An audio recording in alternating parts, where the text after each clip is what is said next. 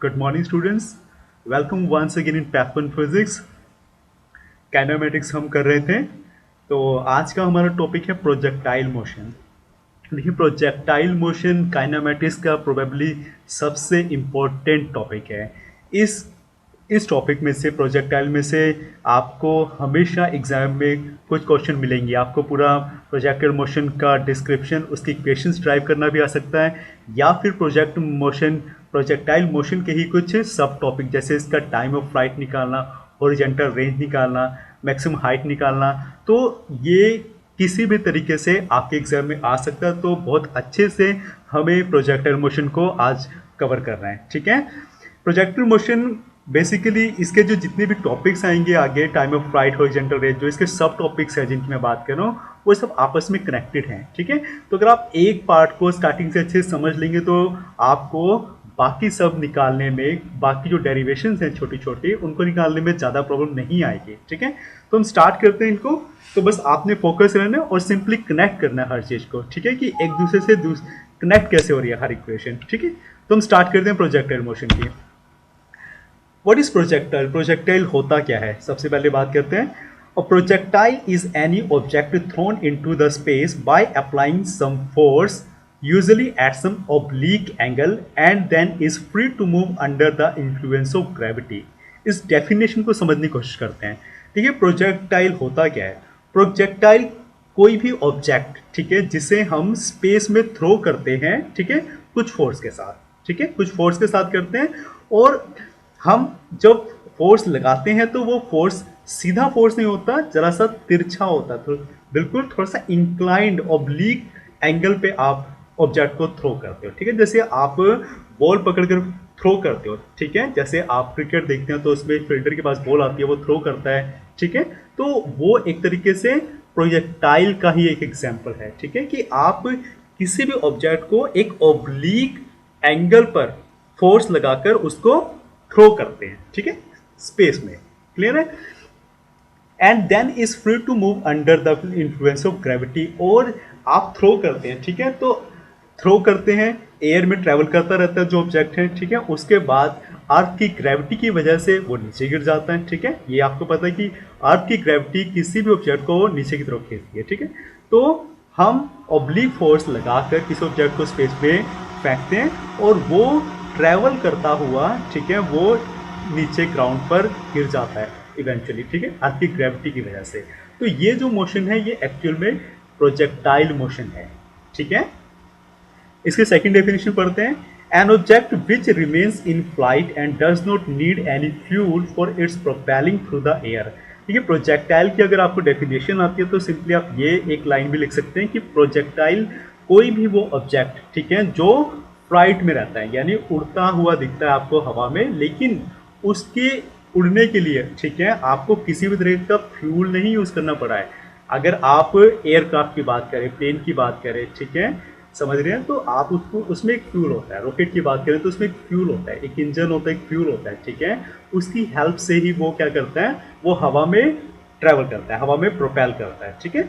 लेकिन जो प्रोजेक्टाइल होता है उसके लिए कोई एक्सटर्नल फ्यूल की जरूरत नहीं होती है, सिंपली मैनुअल फोर्स आप लगाते हैं, जैसे हाथ से आपने, ठीक है, फोर्स हाथ से फेंका, ठीक है।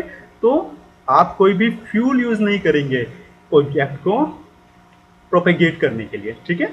तो ऑब्जेक्ट कोई भी आप सिंपली फेंक रहे हैं, ठीक है, और बिना फ्यूल के फेंक रहे हैं और हवा में ये तैरता हुआ आगे की ओर बढ़ता है और फाइनली ग्राउंड पर गिर जाता है अर्थ की ग्रेविटी की वजह से। तो वो भी एक प्रोजेक्टाइल होता है, वो एक्चुअल में एक प्रोजेक्टाइल होता है, ठीक है। रॉकेट को, प्लेन को आप प्रोजेक्टाइल नहीं बोलेंगे क्योंकि उसमें फ्यूल यूज किया जाता है। वो भी यही पैटर्न फॉलो करते हैं कि वो स्पेस में मूव कर रहे होते हैं और फिर बाद में, ठीक है, वो अर्थ के ऊपर ग्राउंड करते हैं। लेकिन वो जो चीज़ें होती हैं वो फ्यूल की वजह से, वो इंजन की कंट्रोलिंग की वजह से होती हैं। लेकिन जो प्रोजेक्टर होता है उसमें कोई इंजन नहीं लगा होता, कोई फ्यूल यूज नहीं करते हैं, ठीक है, इसको मूव करवाने के लिए, ठीक है। तो कोई फ्यूल यूज नहीं होता प्रोजेक्टाइल में। प्रोजेक्टाइल मोशन को हम इस ग्राफ की हेल्प से थोड़ा सा समझने की कोशिश करते हैं। देखिए, ये एक ग्राफ है, ये जो ग्राफ है इसमें दो एक्सिस आपको दिख रही है, एक्स एक्सिस और वाई एक्सिस। ये अब आपको ना तो पोजीशन टाइम ग्राफ दिखा रहा है, ठीक है, ये पोजीशन टाइम ग्राफ नहीं कि एक तरफ पोजीशन है और एक तरफ टाइम है, और ना ही वेलोसिटी टाइम ग्राफ आपको दिखा रहा है, ठीक है। आपको सिंपली एक कोऑर्डिनेट एक्सिस दिखाई दे रही है जिसमें एक तरफ एक्स एक्सिस है हॉरिजॉन्टल डायरेक्शन में और एक तरफ वाई एक्सिस है वर्टिकल डायरेक्शन में, ठीक है। ये सिंपली आपको प्रोजेक्टाइल की मूवमेंट दिखा रहा है, ठीक है। कोऑर्डिनेट एक्सिस के वजह की हेल्प से ये मूवमेंट दिखा रहा है कि कैसे ट्रैवल करता है वो कहाँ तक पहुँचता है प्रोजेक्टाइल। अब देखिए जो इस ग्राफ में ये जो रेड लाइन दिखाई गई है, ठीक है, ये रेड लाइन इस तरीके से यहाँ से लेकर ये देखिए ये यहाँ पर इस तरीके से ये जो ग्राफ ये जो आपने प्लॉटिंग की है रेड कलर में, ये एक्चुअल में प्रोजेक्टाइल के पाथ को दिखा रहा है, प्रोजेक्टाइल की मूवमेंट को ही दिखा रहा है, रेड कलर वाली जो कर्व है, ठीक है। प्रोजेक्टाइल को देखिए हमने स्टार्टिंग में किसी वेलोसिटी के साथ, इनिशियल वेलोसिटी के साथ प्रोजेक्ट किया। अब देखिए मैंने जैसे बताया था कि जब आप प्रोजेक्टाइल को थ्रो करेंगे तो किसी इंक्लाइन किसी, ये देखिए ये एंगल पे हम थ्रो कर रहे हैं, बिल्कुल सीधा, हम देखिए बिल्कुल सीधा इस तरीके से वर्टिकली अपवर्ड थ्रो नहीं कर रहे हैं, बिल्कुल सीधा 90 डिग्री के एंगल पे इस तरीके से नहीं कर रहे हैं, आप थोड़ा सा इंक्लाइन, थोड़ा सा ऑब्लीक करके, थोड़ा सा तिरछा करके इसको फेंक रहे हैं, देखिए यहाँ से, ठीक है, थोड़ा सा तिरछा करके फेंकेंगे। हम मानते हैं कि इनिशियल वेलोसिटी u के साथ हम प्रोजेक्टाइल को, ऑब्जेक्ट को थ्रो करते हैं, ठीक है। तो u इनिशियल वेलोसिटी हो गई उसकी, क्लियर है। अब इनिशियल वेलोसिटी u है तो आपको पता है कि इसके दो कंपोनेंट्स आप इस तरीके से डिवाइड कर सकते हैं, हॉरिजॉन्टल डायरेक्शन में u cos theta, vertical direction में u sin theta. Initial velocity u के कंपोनेंट है, ठीक है। और जो u वेलोसिटी है, वेलोसिटी वेक्टर है, वो एक्स एक्सिस के साथ थीटा एंगल बता रहा है, ये देखिए ये थीटा एंगल बना रहा है, ठीक है। तो ये जो एंगल है, इस एंगल को आप बोलते हैं एंगल ऑफ प्रोजेक्शन, ठीक है। तो जो थीटा है यहाँ पे वो आपका एंगल ऑफ प्रोजेक्शन है, क्लियर है। अब हम मानते हैं कि ये जब आपने u इनिशियल वेलोसिटी के साथ प्रोजेक्टाइल को थ्रो किया, ठीक है, तो ये किसी टाइम t पर मान लीजिए यहाँ पर पहुँच गया, ठीक है, यहाँ पर पहुँच गया, क्लियर है। अब इस टाइम पे मैं मान लेता हूँ कि जो वेलोसिटी है, ठीक है, उसकी वेलोसिटी v हो जाती है, ठीक है। स्टार्टिंग में इनिशियल वेलोसिटी थी u थी, तो किसी टाइम पर यहाँ पे टाइम t पर मान लीजिए ये p पॉइंट पे पहुंचा है और इसकी वेलोसिटी v हो गई है, u थी इनिशियल, तो इस वक्त इसकी वेलोसिटी v हो गई, ठीक है। तो अब आप देख सकते हैं कि v के फिर से दो कंपोनेंट यहाँ पर डिवाइड किए जा सकते हैं, ठीक है। v का एक कंपोनेंट हमने हॉरिजॉन्टल डायरेक्शन एक्स एक्सिस के लोंग ले लिया जिसको हम v x मान रहे हैं, और अपने एक y एक्सिस के लोंग ले लिया जिसको अपने v y मान लिया, ठीक है, क्लियर है। अब ये जो ऑब्जेक्ट है, जो प्रोजेक्टाइल है, इस पॉइंट पर आया, फिर वो यहाँ पर आया, ठीक है। ये जो पॉइंट ए पॉइंट आपको दिख रहा है ये मैक्सिमम हाइट है। देखिए जब भी आप किसी चीज़ को थ्रो करेंगे तो वो एक किसी मैक्सिमम एक डेफिनेट हाइट तक ही जा सकती है, ठीक है, उसके बाद नीचे गिरना शुरू कर देती है, ठीक है। तो मैक्सिमम हाइट जो है वो जो चीज़ है वो पॉइंट ए से हम रिप्रेजेंट कर रहे हैं। पॉइंट ए मैक्सिमम हाइट है इस प्रोजेक्टाइल की, जब ये ट्रैवल कर रहा है, जिस पाथ के अलोंग ये ट्रैवल कर रहा है उस पाथ की मैक्सिमम हाइट है यहाँ पर ए पर, ठीक है। उसके बाद देखिए फिर से फॉल होना शुरू हो जाएगा, ठीक है, नीचे की ओर फॉल हो रहा है, और फाइनली ये यहाँ पर आके जहाँ पर x की वैल्यू 0 है, देखिए यहाँ पर x की वैल्यू 0 यानी ग्राउंडेड पोजीशन, ठीक है, सिंपली यहाँ पर आके वो गिर जाता है, ठीक है। तो ये जो पूरा है रेड कलर में जो कर्व है ये आपको प्रोजेक्टाइल मोशन दिखा रही है। एक बार फिर से समझ लेते हैं, इनिशियल वेलोसिटी u के साथ जो x एक्सिस के साथ एक थीटा एंगल बना रही थी, तो इस एंगल ऑफ प्रोजेक्शन पे हम ऑब्जेक्ट को थ्रो कर रहे हैं, ठीक है। किसी टाइम t पर जो प्रोजेक्टाइल है पॉइंट p पे पहुंचा और उस वक्त u से वेलोसिटी v हो गई है, स्टार्टिंग में u थी अब v वेलोसिटी हो गई है। अब देखिए जब आप किस चीज़ को फेंकते हैं तो उसमें एक्सेलरेशन आती है ना, तो वेलोसिटी में चेंज तो होगा डेफिनेटली। तो स्टार्टिंग में u वेलोसिटी थी इनिशियली और पॉइंट p पे, ठीक है, पॉइंट p पर इसकी वेलोसिटी मान लीजिए v हो गई है, ठीक है। इसके दो कंपोनेंट हमने मान लिए v के, vx अलोंग x एक्सिस और vy अलोंग y एक्सिस, ठीक है। और ये a पॉइंट मैक्सिमम हाइट है प्रोजेक्टाइल की मैक्सिमम इस हाइट तक जो प्रोजेक्टाइल आपको वो रीच कर सकता है, पहुंच सकता है, उसके बाद वो नीचे गिरना शुरू हो जाएगा, ठीक है, इस तरीके से नीचे गया और फाइनली बी पॉइंट पर आकर वो प्रोजेक्टाइल सरफेस को टच कर देगा आपके, ठीक है, ग्राउंड पर आ जाएगा वो, क्लियर है। अब इस कंसिडरेशन, इस ग्राफ को स्टडी करने के बाद हम equations of projectile motion drive करते हैं, ठीक है। प्रोजेक्टाइल मोशन की ही कुछ इक्वेशंस हैं जो आपको एग्जाम्स में पूछी जाती हैं यूजुअली, ठीक है, तो हम उनको एक एक करके ड्राइव करते हैं। ये थ्योरी आप पढ़ सकते हैं, मैंने जो आपको बताया वही इसमें लिखा हुआ है। Let the projectile B launched with initial velocity u। Initially आपने एक वेलोसिटी u के साथ प्रोजेक्टाइल को लॉन्च किया, यानी आपने थ्रो किया है इनिशियल वेलोसिटी u के साथ, ठीक है। तो u cos theta u sin theta, u के तो आपने कंपोनेंट्स ले लिए, थीटा आपका एंगल ऑफ प्रोजेक्शन हो गया। अब इक्वेशन ऑफ ट्रेजेक्ट्री निकालते हैं। ट्रेजेक्ट्री समझते हैं, ट्रेजेक्ट्री क्या होती है? ट्रेजेक्ट्री मीन्स किस पाथ को फॉलो करके, जो पाथ होता है पूरा, ये देखिए रेड कलर में, यहाँ से लेकर प्रोजेक्ट्री ट्रैवल करता हुआ यहाँ से स्टार्ट हुआ और ए से होता हुआ फिर यहाँ पर फिनिश कर दिया उसने। तो ये ट्रेजेक्ट्री आपको पाथ के बारे में बताती है कि किस तरीके से मूवमेंट की है, ओरिएंटेशन की, जो मोशन की, जो मूवमेंट की ओरिएंटेशन है और कितनी डिस्टेंस उसने कवर की, वो हमारी ट्रेजेक्ट्री में बताया जाता है, ठीक है। तो ट्रेजेक्ट्री में हमें इन इक्वेशंस को निकालना है, ठीक है, कि कितना डिस्टेंस ट्रेवल किया, ठीक है, क्या वेलोसिटी के साथ ट्रेवल किया, ये सब चीजें हमें निकालनी है, ठीक है। Let the projectile reaches at point p x y at time t. देखिए ये चीज मैं बता चुका हूं आपको कि टाइम टी पर मान लेते हैं कि जो आपका प्रोजेक्टाइल है वो ट्रैवल करता हुआ पी पॉइंट पर आ गया, ठीक है, जिसके कोऑर्डिनेट्स हमने एक्स और वाई करके ब्रैकेट में दिखाए हुए हैं, ठीक है। इस टाइम पे वेलोसिटी v है तो इसके दो कंपोनेंट वी एक्स और वी वाई मान लिया हमने, ठीक है। अब एक चीज देखिए, वी एक्स को आपने यू कोस थीटा लिखा है, ठीक है, और v को मैंने u sign theta minus g T लिखा है। तो हमने ये ऐसे क्यों लिखा? आपने वी वाई को एक और फैक्टर माइनस जी टी क्यों लगाया है, ठीक है। u कोस थीटा तो समझ आता है आपको, देखो वी एक्स मतलब ये वाला कंपोनेंट है ना, ये वाला कंपोनेंट है, यानी हॉरिजॉन्टल डायरेक्शन में है, ठीक है। अब अगर आप देखेंगे तो ये जो मोशन हो रहा है ये एक्चुअल में इसके लिए कौन सा वेलोसिटी का कंपोनेंट रिस्पॉन्सिबल है? वेलोसिटी का वर्टिकल कंपोनेंट इसके लिए रिस्पॉन्सिबल है, ठीक है। देखिए वेलोसिटी के दो कंपोनेंट हैं, एक हॉरिजॉन्टल और एक वर्टिकल, लेकिन ये वाला जो मोशन, यहां तक जो मोशन है, इसमें आप देखेंगे प्रोजेक्टाइल ऊपर की ओर जा रहा है, वर्टिकली ऊपर की ओर जा रहा है, ठीक है, ऊपर की ओर जा रहा है। इसका क्या मतलब है कि इसके मोशन में हॉरिजॉन्टल कंपोनेंट जो वेलोसिटी का था उसका कोई पार्ट नहीं है, ठीक है। वर्टिकल वाला पार्ट वी वाई जो है वो ही इसके मोशन में रोल प्ले कर रहा है। क्लियर है आपको, ठीक है। तो आपने वी एक्स को आपने initial velocity you cos theta के इक्वली ले लिया, क्योंकि यहां पर आके इस वाले फैक्टर में जो वेलोसिटी का इस एक्सिस के अलोंग, हॉरिजॉन्टल एक्सिस के अलोंग कंपोनेंट था, उसमें कोई भी चेंज नहीं आया है, ठीक है। तो आपने वी एक्स को इस u के जो ये वाला कंपोनेंट था इसके बिल्कुल इक्वल ले लिया, तो आपने वी एक्स को u कोस थीटा ले लिया सिंपल, ठीक है, क्लियर है। लेकिन जब आप इसका ये वाला कंपोनेंट देखते हैं, वर्टिकल वाला कंपोनेंट देखते हैं, तो इस डायरेक्शन में एक्सेलरेशन भी हुई है, इस डायरेक्शन में वेलोसिटी u से भी चेंज हुई है, ठीक है।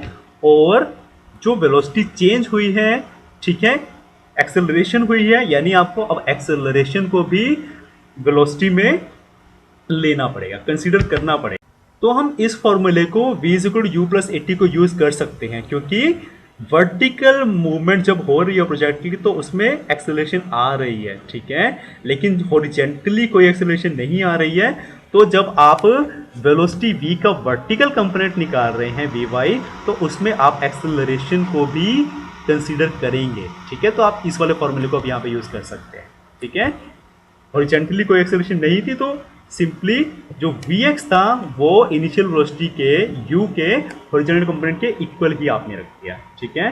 लेकिन जो आपका वर्टिकल कंपोनेंट है उसमें एक्सेलरेशन आ रही है, तो आपने at वाला फैक्टर भी यहाँ पर इंक्लूड कर लेना है, ठीक है। अब vy जो है यानी वर्टिकल कंपोनेंट ऑफ वेलोसिटी, ठीक है, v का, अब ये u साइन थीटा के कॉरेस्पॉन्डेंस चलेगा, ठीक है। जो vx था वो u कोस थीटा के विद रिस्पेक्ट टू में चलेगा, उसके कॉरेस्पॉन्डेंस चलेगा। जो vy है वो u साइन थीटा के कॉरेस्पॉन्डेंस में चलेगा, ठीक है। तो vy जो होगा वो u साइन थीटा प्लस, यानी इनिशियल वेलोसिटी प्लस उसमें कितनी एक्सेलरेशन आई, तो एक्सेलरेशन प्लस at। अब हमें पता है t तो t ही रहेगा कि टाइम t में वेलोसिटी v आई है u से, है ना, तो वो टाइम t ही रहेगा। लेकिन जो एक्सेलरेशन है वो यहाँ पे माइनस g है। माइनस g एक्सेलरेशन क्यों है आपको ये चीज बताई गई है, ठीक है। जब भी आप कोई भी चीज ऊपर फेंकते हैं, ठीक है, तो एक्सेलरेशन ड्यू टू ग्रेविटी जिसको हम जी बोलते हैं उसकी नेगेटिव वैल्यू होती है, ठीक है। लेकिन कोई चीज आप नीचे की तरफ फेंकती है, अपने आप नीचे की तरफ आ रही है, ऊपर से नीचे गिर रही है, अर्थ की तरफ गिर रही है, तो जी की वैल्यू पॉजिटिव होती है, ठीक है। लेकिन जब आप ऊपर की ओर चीज फेंक रहे हैं, अभी आप देखेंगे इसमें, तो ये वर्टिकली अपवर्ड जा रहा है आपका प्रोजेक्टाइल, ठीक है। तो जो एक्सेलरेशन ड्यू टू ग्रेविटी है, यानी एक्सेलरेशन किस वजह से है, ग्रेविटी की वजह से है, और उस एक्सेलरेशन ए की जगह आप यहाँ पे माइनस जी पुट करेंगे, ठीक है। तो आपका वी वाई बन जाएगा you sine theta minus g T. Clear है, दो कंपोनेंट हमने वेलोसिटी के टाइम टी पर जो वेलोसिटी वी हुई है उसके दो कंपोनेंट निकाले हैं, एक वी एक्स, ठीक है, जो यू कोस थीटा है, ठीक है, क्योंकि इसमें कोई एक्सेलरेशन नहीं थी हॉरिजॉन्टल डायरेक्शन में, लेकिन वर्टिकल डायरेक्शन में एक्सेलरेशन थी, तो आपने इस फॉर्मूले को यूज करके ये वाला एक्सप्रेशन निकाला है, किसके लिए, वेलोसिटी के वाई कंपोनेंट के लिए, वर्टिकल कंपोनेंट के लिए, ठीक है। तो ये दो चीजें हमने यहाँ पे निकाल ली, ठीक है। अब हम निकालते हैं डिस्टेंस कितनी कवर की गई है टाइम टी में, ठीक है। देखिए टाइम टी पे हम मान रहे हैं कि ये यहां पर आ गया, ट्रैवल करता प्रोजेक्टाइल पॉइंट पी पर आ गया, तो यहां से यहां तक का जो डिस्टेंस है वो हमें निकालना है। अब डिस्टेंस के भी दो कंपोनेंट बनेंगे इस तरीके से, ठीक है। एक डिस्टेंस आप हॉरिजॉन्टल डायरेक्शन में देखोगे और एक डिस्टेंस आपने वर्टिकल डायरेक्शन में देखना है, ठीक है। तो पहले हम बात करते हैं हॉरिजॉन्टल डायरेक्शन में, हॉरिजॉन्टली प्रोजेक्टाइल ने कैसे ट्रेवल किया है, हॉरिजॉन्टल डायरेक्शन में कितनी डिस्टेंस कवर की है। तो अगर आपको हॉरिजॉन्टल में निकालना है तो हॉरिजॉन्टल आपको पता है एक्स होगा आपका, है ना, हॉरिजॉन्टल तो एक्स ही होगा ना डिस्टेंस, और वो किसके इक्वल होगा, वो होगा आपका वेलोसिटी इनटू टाइम। ये तो हमें पता है, जो डिस्टेंस होता है वो वेलोसिटी इनटू टाइम के इक्वल होता है। टाइम टी है और वेलोसिटी कौन सी है, वेलोसिटी आपकी यू कोस थीटा ही रहेगी, है ना, क्योंकि जो वी एक्स है आपका वो यू कोस थीटा था, मतलब टी टाइम के बाद जो वेलोसिटी की वैल्यू आपके पास आई है वो यू कोस थीटा थे। तो वेलोसिटी इनटू टाइम आपको डिस्टेंस यहाँ पर दे देती है, डिस्टेंस एक्स। क्लियर है, यहाँ से आप टी को डिराइव कर सकते हैं, t is equal to x upon u cos theta. Clear है, इसको हम इक्वेशन नंबर 1 मान लेते हैं। क्लियर है, t is equal to x upon u cos theta है। आई थिंक ये आपको समझ आ गया होगा।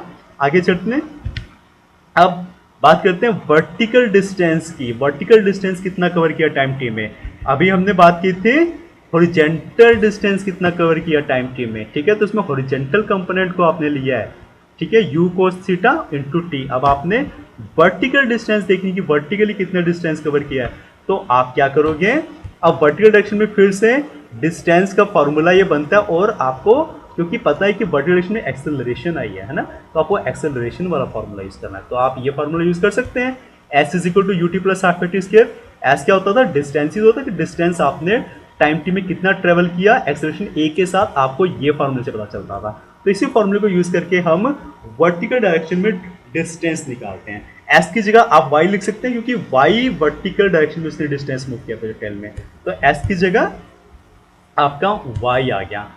U T U initial velocity था, अब इनिशियल वेलोसिटी वर्टिकल डायरेक्शन में कितनी थी, u sine theta, you cos theta तो नहीं है ना, क्योंकि हम वर्टिकल डायरेक्शन में देख रहे हैं। तो इनिशियल वेलोसिटी का कौन सा वाला कंपोनेंट इनिशियली था, यू साइन थीटा वाला था इनिशियली, ठीक है। तो यू की जगह आपने यू साइन थीटा लिख दिया है, और टी टाइम है, माइनस जी की जगह ए की जगह आपने माइनस जी कर दिया, तो ये इक्वेशन अब ये बन जाएगी आपकी, है ना, इसमें कोई भी डाउट नहीं है, बस आपने ए की जगह माइनस जी पुट किया है। क्लियर है, और यू इनिशियल वेलोसिटी होती थी ना हमारी इस फॉर्मूले में, ठीक है। तो इनिशियल वेलोसिटी हमारी प्रोजेक्टाइल की केस में क्या थी, यू साइन थीटा थी, क्योंकि आप वर्टिकली देख रहे हैं, तो यू साइन थीटा आपने ले लिया, ठीक है। अब हम क्या करते हैं, इक्वेशन 1 से टी की वैल्यू हम उठाकर यहां पर सब्स्टिट्यूट कर देते हैं। टी की वैल्यू ये देखिए, टी की वैल्यू हमने यहां पर निकाली थी x upon u cos theta, ठीक है। तो x upon u cos theta को जहां जहां पे टी था वहां पर आपने पुट कर लिया, x upon u cos theta, यहाँ पे भी टी स्क्वायर था, तो x square you cos theta का होल स्क्वायर हो जाएगा, है ना। आपने सिंपली टी की जगह x upon u cos theta put किया है इस इक्वेशन में। क्लियर है, अब जब हम इसको आगे सोल्व करेंगे तो यू से यू कैंसिल हो जाएगा, sign theta upon cos theta tan theta हो जाता है, हमें पता है एक्स, तो ये एक्स टेन थीटा हो जाएगा, माइनस जी, ठीक है, एक्स स्क्वायर ऊपर आ जाएगा, और ये क्या आ जाएगा, 2 नीचे, है ना, 2 you square cos square theta. तो ये आपके पास फाइनल इक्वेशन आ जाएगी किसकी, वर्टिकल डायरेक्शन में प्रोजेक्टाइल ने कितना पाथ ट्रेवल, कितना डिस्टेंस ट्रेवल किया है, ठीक है। क्लियर है? तो ये y से आपको ये पता चला कि वर्टिकल डायरेक्शन में प्रोजेक्टाइल ने कितना डिस्टेंस कवर किया। क्लियर है? अब अगर इस इक्वेशन को हम ध्यान से देखें तो ये इक्वेशन कुछ कुछ इस इक्वेशन से मिलती है, y is equal to a x plus b x का स्क्वायर। ठीक है, y is equal to a x plus b x का स्क्वायर। देखिए इसमें देखिए ये x है, ठीक है, ये x का स्क्वायर है, ठीक है, और ये दो कांस्टेंट हैं। ठीक है, तो ये tan थीटा और ये दो फैक्टर्स को मैं कांस्टेंट मान लेता हूँ और x को मैं वेरिएबल मान लेता हूँ। ठीक है, तो ये वाली इक्वेशन बहुत ज़्यादा बिल्कुल इस वाली इक्वेशन से मैच करती है। ठीक है, अब हमें पता है कि ये जो इक्वेशन है y is equal to a x plus b x square, ये इक्वेशन क्या होती है? ये इक्वेशन ऑफ पैराबोला होती है। ठीक है, कौन सी इक्वेशन होती है? Equation of parabola. तो आप बोल सकते हो कि जो प्रोजेक्टाइल मोशन का पाथ है एक्चुअल में वो एक पैराबोलिक पाथ है। पैराबोलिक पाथ को फॉलो करते हुए जो प्रोजेक्टाइल है वो अपने रास्ते पर आगे बढ़ेगा। ठीक है, आप देख भी सकते हैं ये जो पाथ होता है, ये आपने शेप देखी होगी, अगर आपने पैराबोला के बारे में पढ़ा तो आपको ये पैराबोलिक दिख रही है नेचर में। ठीक है, देखिए पैराबोलिक दिख रही है शेप में। क्लियर है?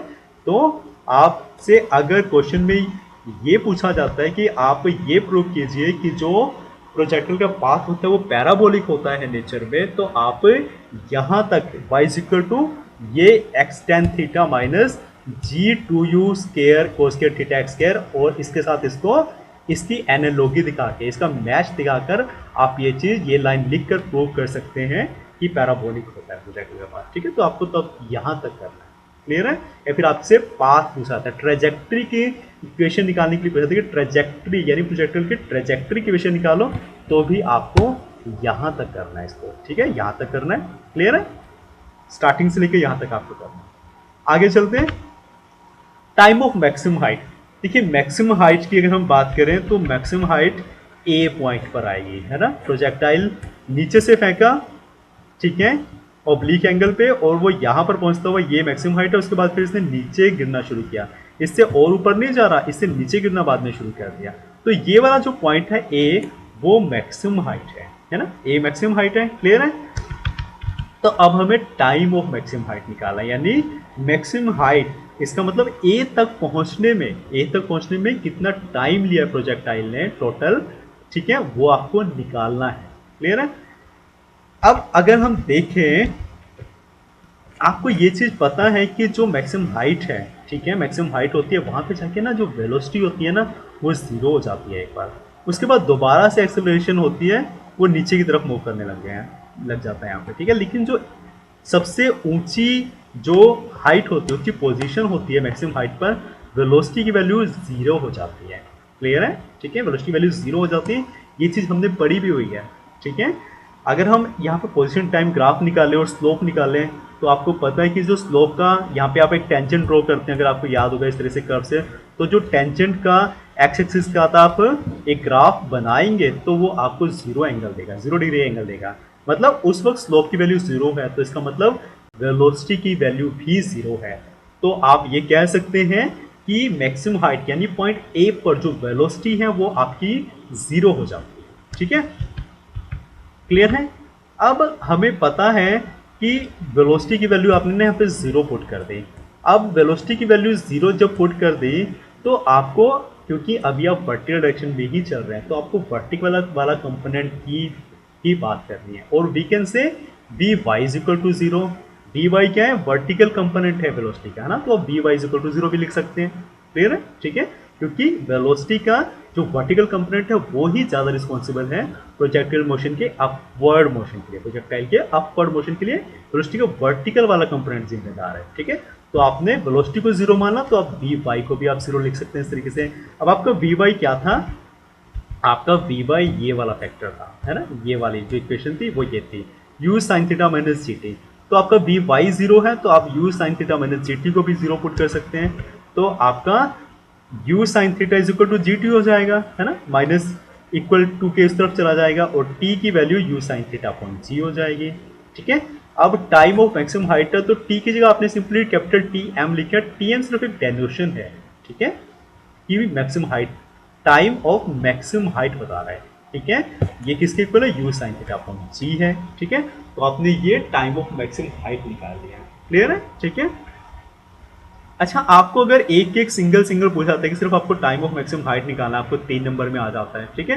तो आपको ये इक्वेशन या तो ये पहले की जो इक्वेशंस है आपको थोड़ा सा डायग्राम बनाकर इसका ही आपको ये दो चीज़ें निकाल लेनी है, ठीक है। फिर आपको ये सब लिखने की जरूरत नहीं है, इतना लिखकर जो जो इक्वेशंस हमें यूज़ हो रही है यहाँ पर टाइम ऑफ मैक्सिमम हाइट निकालने में, सिर्फ आपको वहाँ तक लिखना है, ठीक है। यहाँ तक आपने लिख लेना v y sine theta, v y equal to u sine theta minus g t. फिर आपको ये सारा छोड़कर सीधा यहाँ से स्टार्ट करना है, क्लियर है। आपने इसको वी वाई को 0 पुट कर देना है, आपके यहाँ पास टी की वैल्यू आ जाइए, टी को आपने कैपिटल टी एम से डिनोट कर लिया, तो टाइम ऑफ मैक्सिमम हाइट आ गया, क्लियर है। आगे चलते हैं, टाइम ऑफ फ्लाइट।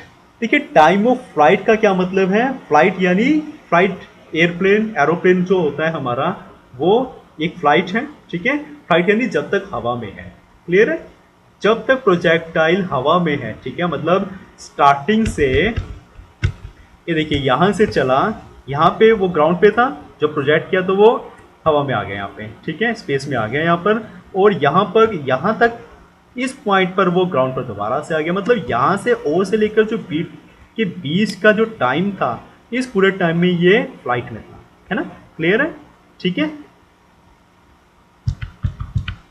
तो हमें अब क्या निकालना है, हमें टाइम ऑफ फ्लाइट निकालना है, यानी टाइम ऑफ फ्लाइट मतलब पूरे फ्लाइट में, मतलब कितनी देर तक आपको वाला टाइम निकालना है जब आपको जो प्रोजेक्टाइल था पूरे तरीके से हवा में था, एटमॉस्फेयर में था, ग्राउंड पे नहीं गिरा है, ठीक है, उतना टाइम आपने निकालना है, तो उसको हम टाइम ऑफ फ्लाइट निकालेंगे।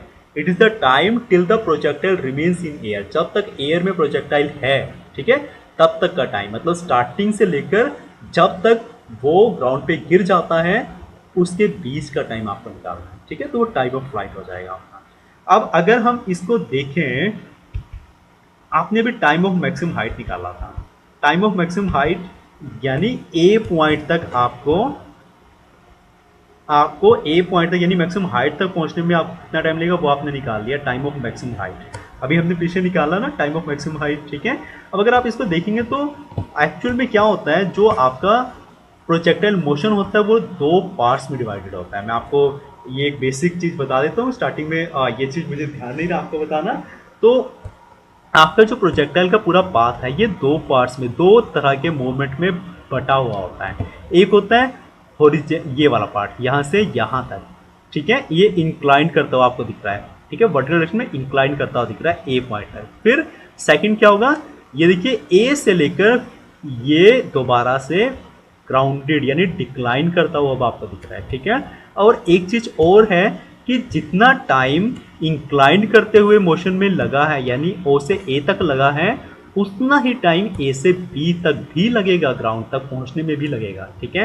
मतलब यहां से यहां तक जितना टाइम लगा टाइम ऑफ मैक्सिमम हाइट तक, ठीक है, उतना ही टाइम दोबारा से इसको नीचे तक ग्राउंड पर बी पॉइंट तक आने में भी लगेगा, ठीक है। तो अभी आपने टाइम ऑफ मैक्सिमम हाइट निकाला है, यानी ए तक पहुंचने में कितना टाइम लगा था वो हमने यहाँ पे निकाला था, t m is equal to u sine theta upon g.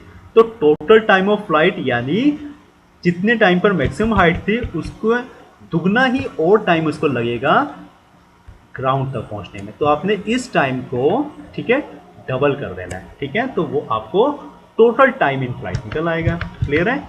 तो ये आपका टाइम ऑफ मैक्सिमम हाइट निकला था, ठीक है, और इसको 2 से अगर हम मल्टीप्लाई करते हैं तो आपका ये 2u साइन थीटा अपॉन जी आ जाएगा। तो ये 2u साइन थीटा अपॉन जी है, ठीक है, वो आपका टोटल टाइम ऑफ फ्लाइट है, ठीक है। हाफ टाइम मैक्सिमम हाइट तक पहुंचने के लिए स्टार्टिंग से 0 पोजीशन से ओ तक, जो मैक्सिमम हाइट थी वहां तक पहुंचने के लिए, ठीक है, और बाकी उतना ही टाइम ए से बी तक यानी मैक्सिमम हाइट से दोबारा ग्राउंड तक आने में उतना ही टाइम लिया, ठीक है। तो आपने डबल कर लिया इसको मैक्सिमम हाइट वाले टाइम, ठीक है। तो आपके पास time of flight total time निकल आया यहाँ पे। आई थिंक आपको क्लियर होगा ये।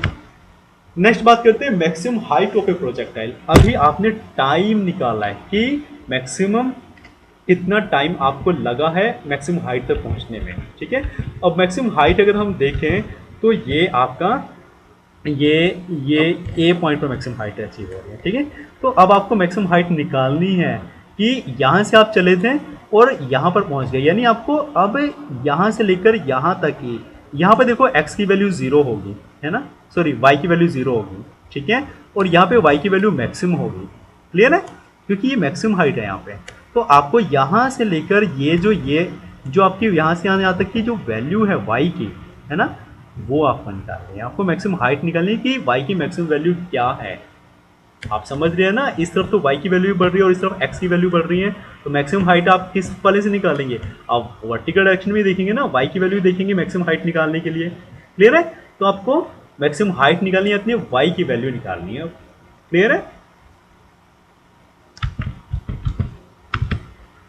अब देखिए जरा, अब मुझे पता है कि जो मैक्सिमम हाइट थी वो, उसके लिए मैंने ये निकाला था t m is equal to u sine theta upon g, है ना।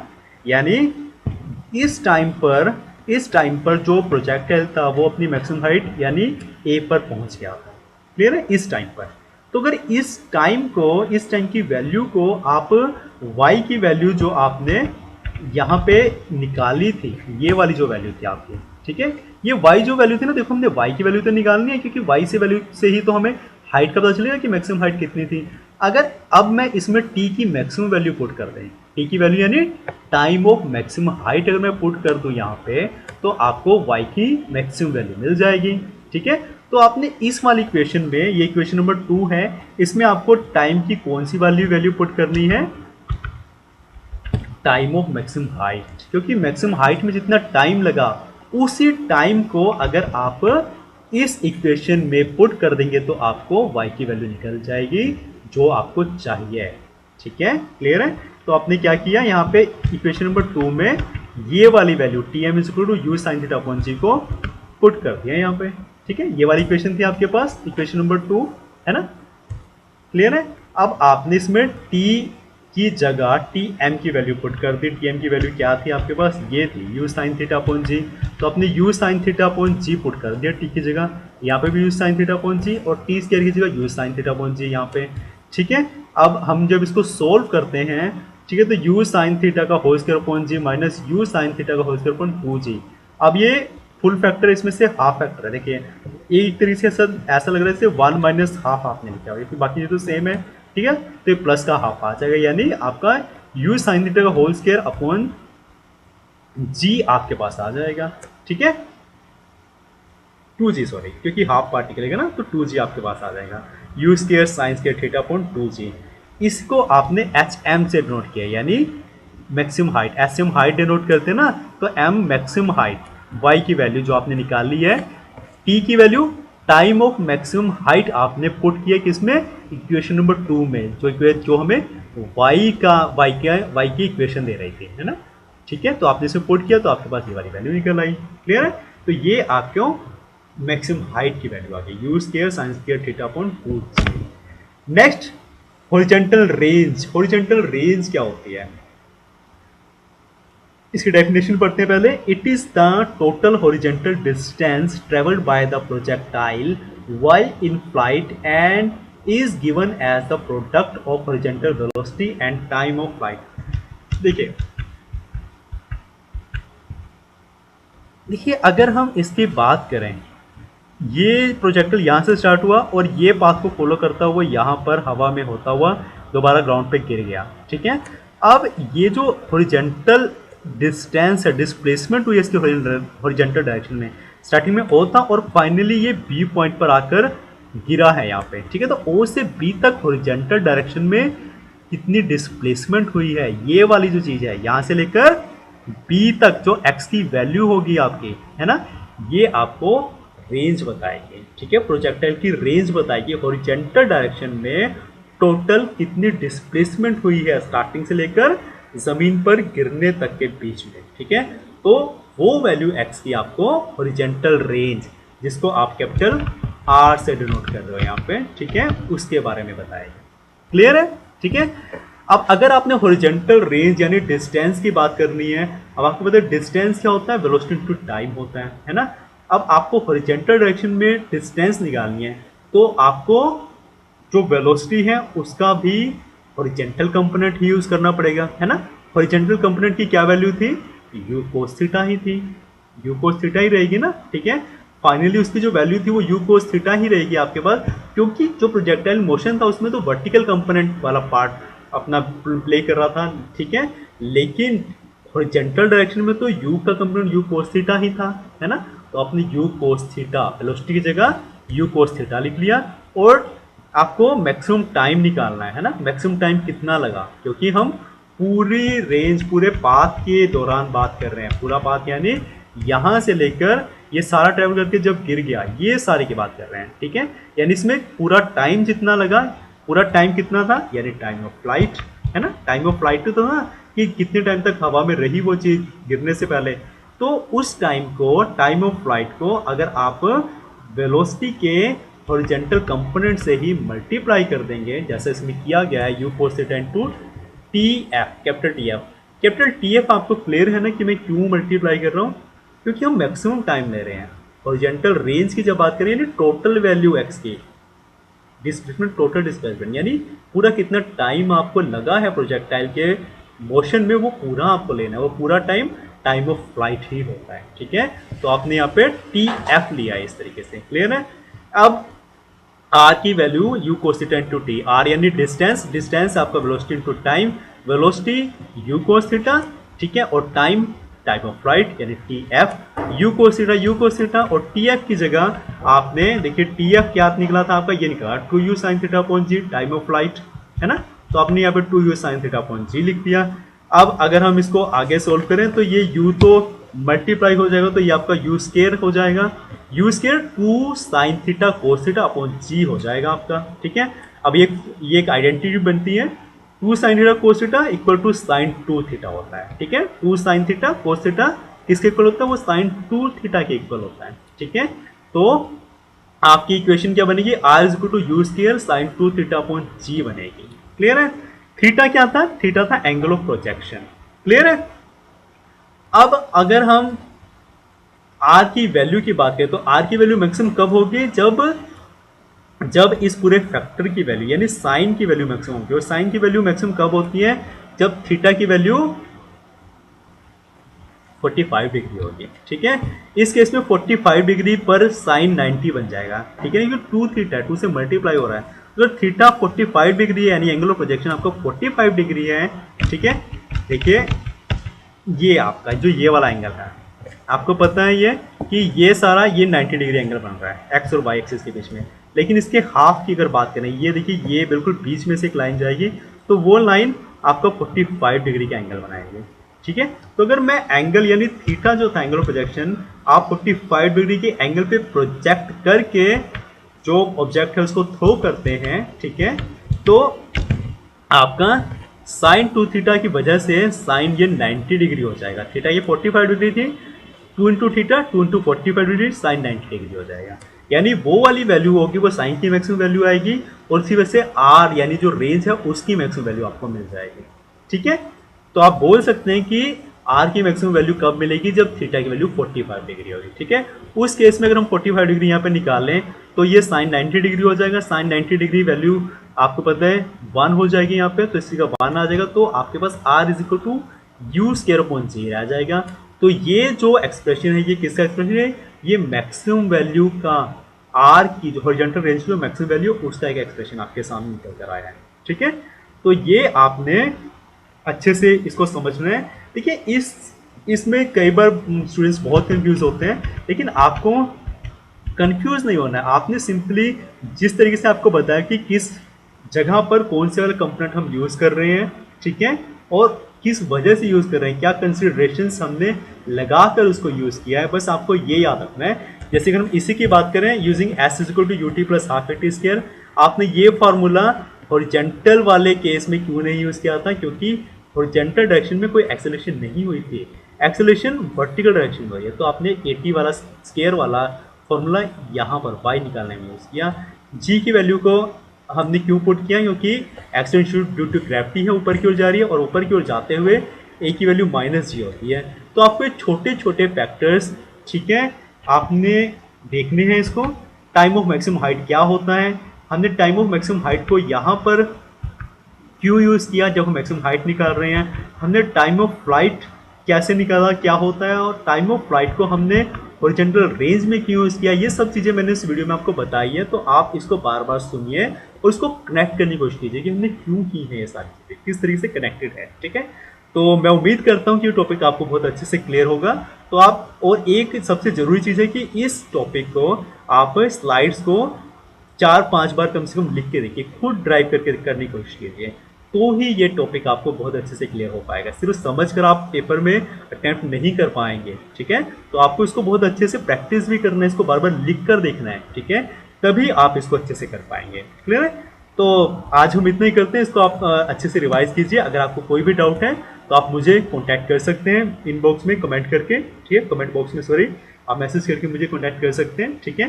तो आप इसे रिवाइज कीजिए। आज इतना ही करते हैं, कल एक और इम्पोर्टेंट टॉपिक के साथ मिलते हैं। Thank you very much.